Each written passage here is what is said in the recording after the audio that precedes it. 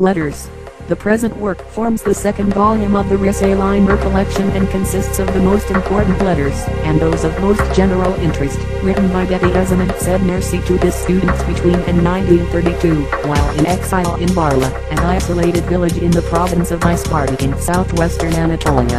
Other letters belonging to this period are included in one of the collections of additional letters, also volumes of the Risale-i Nur, called Barla Lahikasy, Barla Letters. The letters in the present volume cover many subjects and were set in order and numbered, not chronologically, by the author.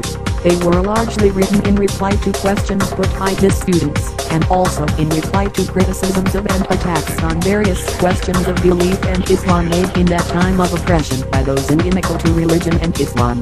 Thus, during that period of despotism when, under the name of secularization, those in power were seeking the virtual eradication of Islam and Islamic Turkish culture and their substitution by a religion and materialist philosophy of Western origin, Bediuzzaman himself, with his unequaled learning and extraordinary clear vision and foresight and courage, and his writings, became a point of hope and strength for the people. In spite of the adverse conditions and efforts to isolate him in Barla, he began to attract students, so-called, since he described himself as a teacher. Drawn by those lights of belief in that dark time, they willingly suffered the persecution of the authorities and assisted Bediuzzaman by writing out and spreading the words. The writing and dissemination was another unique feature of the Risale-i Nur. Bediuzzaman would dictate at speed to his students who acted as scribes. He had no books for reference and the writing of religious works was of course forbidden. They were all written therefore in the mountains and out in the countryside. Handwritten copies of the treatises or the letters were then made of the originals and these were conveyed to the Risale-i Nur students and secretly copied out in their houses. These copies were passed from village to village, and then from town to town, with more and more copies being made on the way till eventually they spread throughout Turkey. Travel was not easy, and Bediuzzaman communicated by letter with those of his students who lived in towns and villages other than Barla. Largely in reply to their questions, the letters offer important guidance on numerous points of belief and Islam, explained in the light of the Risale-i Nur and its way, and in the face of the misguidance of the times.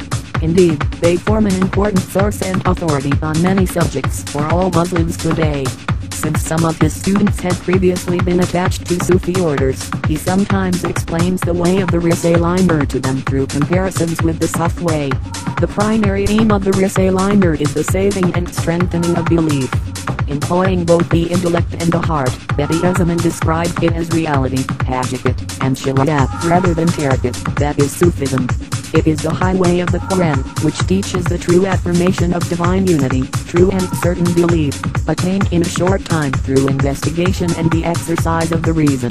The direct way to reality and knowledge of God, which is the way of the companions of Prophet, but through the legacy of prophethood. Some of the letters offer guidance and encouragement to the students through answering criticisms and misrepresentations put forward by atheists and the enemies of religion, concerning both points of Islam and Bediuzzaman himself. Others expose the plans to corrupt Islam through the introduction of innovations. They show how on the one hand Bediuzzaman was absolutely uncompromising in the face of enemies to religion, and on the other his complete fairness and moderateness in adjudicating points of conflict and controversy within Islam. All these illustrate his profound knowledge of many subjects, as well as the clarity and power of his style, which is based on logic. Bediuzzaman did not ascribe the Risale-i Nur to himself. He sought it as a divine favor bestowed because of need, with himself as the means. In some of his letters he writes that he feels justified in describing these divine favors which pertain to the service of the Quran, to his students, to encourage them in the exceedingly difficult conditions of the time, since they were a mark of the acceptability of both his writings and their service. A number of them were mentioned above. Bediuzzaman pointed out that the fact the Risale-i Nur proves the most important of the truths of belief and the Quran was a clear mark of divine favor. For it had proved and demonstrated, for example, such questions as bodily resurrection before which even geniuses like Ibn Sina had confessed their impotence, and many mysteries concerning Almighty God, which are of such breadth and profundity that they cannot be comprehended by the human mind. Yet, Bediuzzaman stated, these truths were explained by means of comparison by someone in the wretched situation he was in, so that they could be understood by even the most ordinary and uneducated of people. So also, no one, from religious scholars to philosophers, had been able to put forward any criticisms of the treatises or to challenge them. The writing too had been with extraordinary speed at the most distressing times, often, when he had been afflicted with illness. For example, a profound treatise like the 30th word had been written in 6 hours in an orchard, while the lengthy 19th letter, recounting the miracles of Muhammad, had been written in a total of 12 hours, partly in the rains on the mountains, referring to no book at all.